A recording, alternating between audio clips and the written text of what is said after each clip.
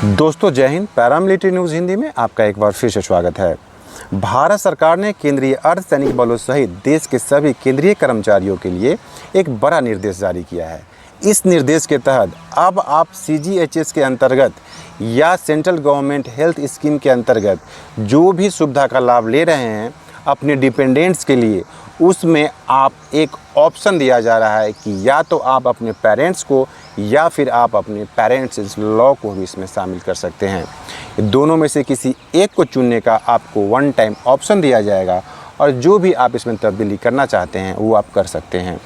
क्या दिया हुआ है इस नोटिफिकेशन में सब जानेंगे, लेकिन वीडियो में आगे बढ़ने से पहले आपसे रिक्वेस्ट है कि अगर आप अर्धसैनिक बलों से संबंधित खबरों को जानने में इंटरेस्ट रखते हैं तो हमसे जुड़ें, चैनल सब्सक्राइब करें और अगर वीडियो पसंद आए तो एक लाइक ज़रूर करें। तो चलिए स्क्रीन के ऊपर चलते हैं। यहाँ आप देख सकते हैं कि गवर्नमेंट ऑफ इंडिया के ministry of health and family welfare की तरफ से ये ऑफिस मेमोरेंडम दिनांक 13 मई 2026 को जारी किया गया है। ये ऑफिस मेमोरेंडम है। सब्जेक्ट आप देख सकते हैं, regarding option for central government employees to avail medical facilities either for parents और parents in law under CGHS and CSMA rules 1944। आप सेंट्रल गवर्नमेंट के एम्प्लॉई हैं तो आप CGHS या जो भी आप हेल्थ स्कीम का फ़ायदा ले रहे हैं उसमें आप पेरेंट्स या पेरेंट्स इज लॉ दोनों में से किसी को भी चुनने का सरकार आपको मौका दे रही है।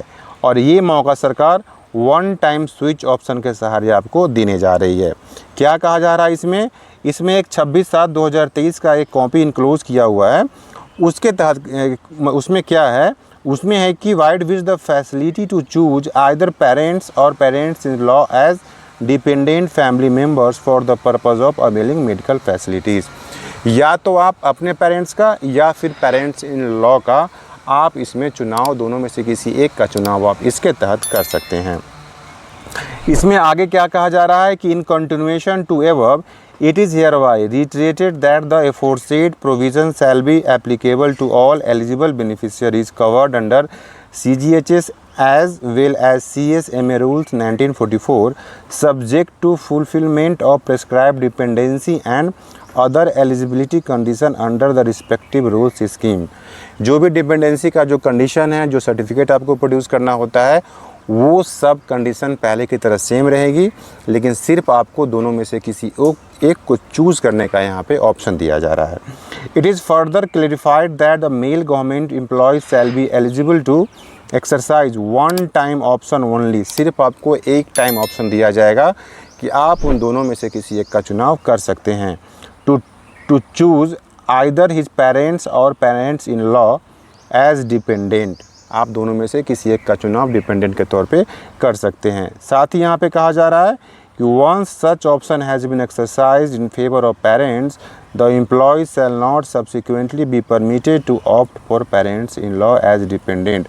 अगर आपने एक बार पेरेंट्स का नाम चूज कर लिया तो फिर बाद में आप चाहते हैं कि पेरेंट्स इन लॉ को किया जाए तो वो फिर पॉसिबल नहीं है। इसलिए जो भी आप चुनाव करें वन टाइम स्विच फैसिलिटी में वो सोच समझ कर करें। तो ये एक बड़ी गाइडलाइंस जो गवर्नमेंट ऑफ इंडिया के द्वारा अपने उनके तहत जो भी एम्प्लॉयज़ काम करते हैं, चाहे वो अर्धसैनिक बल जैसे CRPF, BSF, ITBP, SSB, CISF हो या फिर सेंट्रल के सभी जो भी सिविलियन एम्प्लॉयज़ हैं, सभी के लिए ये आदेश जारी किया गया है।